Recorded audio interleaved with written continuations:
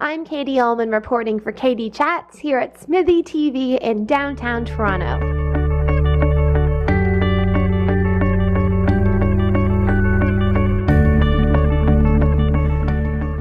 Hi, I'm Katie Ullman reporting for KD Chats here in downtown Toronto with the Executive Director of Jayu, Gilad Cohen. Tell me a little bit about the name Jayu. So Jayu means freedom in Korean. Basically, the purpose of our organization is to talk about North Korean human rights. And for us as an organization, freedom is what's most important for the people in North Korea. So we decided to name our organization Jayu. What was your inspiration behind founding the organization? So in 2008, I had the opportunity to travel to North Korea for just a day. And I'll be honest, when I went to North Korea, I didn't know much about it. I didn't know anything about the human rights abuses or anything like that. So I'm in North Korea, and there's a lot of strange things that are happening. I'm not going to get into detail because there's a ton that I could talk about. But when I came back to South Korea, I thought, what in the world was that? What was North Korea? And so I went online, I decided to do some research. And what I found really, really horrified me. I found out a lot of terrible things like concentration camps and a terrible system of oppression on the people by the regime that's there. But what also horrified me was I talked to a lot of people about it, my family, my friends, a lot of people who are involved in human rights, international development, that sort of thing. And I learned that they didn't know much about it either. And so I decided to team up with a bunch of other people who were inspired by North Korean human rights. And we decided to launch this film festival as a way to teach other people about what's actually happening in North Korea through film. And you've been co-presenting with various festivals around the city, including the Human Rights Watch Film Festival. How have audiences been responding to your programming so far? So far, so good. I mean, a lot of people at the Human Rights Watch Film Festival were really surprised. We brought in a guy named Shin Dong-hyuk, and he's the only known person to have been born in a maximum security concentration camp in North Korea and escaped. He's in his late 20s, early 30s, and so he was there for the Q&A, and the film was a doc about his life.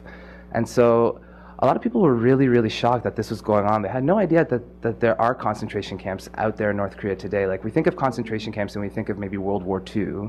We don't think that these are actually things that exist today. And so to have someone there live and present and to be able to share about his life and how he got out of there, a lot of people were really shocked.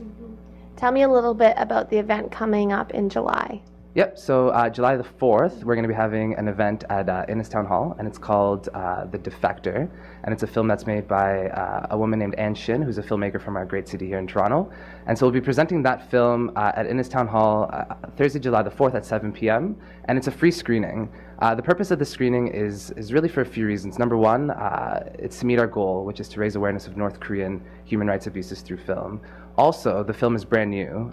It just came out at Hot Docs. It's been getting rave reviews, and we want to be able to share that with as many people as we can, which is why we've made it free. But we also want to celebrate local artistry, and so we have Ann Shin, who's a filmmaker from Toronto. She'll be there for a Q&A, and we want to celebrate a great film that she's made.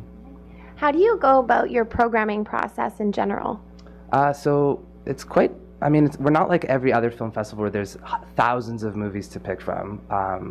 There aren't a lot of films out there that have a focus specifically on North Korean human rights. And so we're fortunate that there's about 20 or 30 out there this year. And so what we do is we basically go out, we search, we talk to people, we do some research, and then we compile that list and we sit down and we talk and we try to figure out which film here best tells the story of North Korea and which film here best tells the story of the people from North Korea. So we're in the middle right now of watching those 20 movies, 30 movies, and trying to figure out which ones exactly we want to put on this year for everybody to see. And what is the importance of filmmaking as a whole in terms of spreading awareness and influencing how people see the world and are informed about the world around them? That's a great question. So we as an organization believe that art, generally art, is a great platform from which to tell a story and from which to speak about human rights. We've chosen film last year and primarily this year as well as the main driving force for telling a story. Film, in a lot of ways, and specifically to North Korea as well, tells a story of a place that you can't normally see. People don't have access to North Korea. People can't go around and see what's actually happening there. If you do get to go to North Korea, it's very restricted. You only get to see what the government shows you. But by film, you're able to at least recreate a situation in North Korea that you otherwise wouldn't be able to see. So for our film festival, it's very important to be able to use film as a way to demonstrate and as a way to show people what people are actually going through in North Korea. And what are your goals for the festival in the future? A few things. First and foremost is to just get people to know about North Korea through film. That's our most important goal. We believe that the first step to a solution is knowing that there's a problem, because how can you come up with a solution if you don't know that a problem exists in the first place? So awareness is the most important. But this year, we're really, really excited to be opening up a new kind of programming, which is where we're going to be collaborating with local artists in the city, and we're going to be holding workshops across the city leading up to the festival and teaching youth a number of things. First, how to create art. Second, about the story of the people in North Korea. But third, also how to create art that tells the story of those people in North Korea. And so we want to inspire these kids to create pieces, which will then display at different spots in the city and have these kids tell the world what North Korea means to them. And where's the best place to find out more information on you and the great work that you're doing online? It's my favorite question. So you can check us out at www.jayu.ca, that's jayu.ca, or on our Facebook page at facebook.com/NKHRFF. Thank you so much. Congratulations and best of luck with the festival. Thanks so much. Thank you.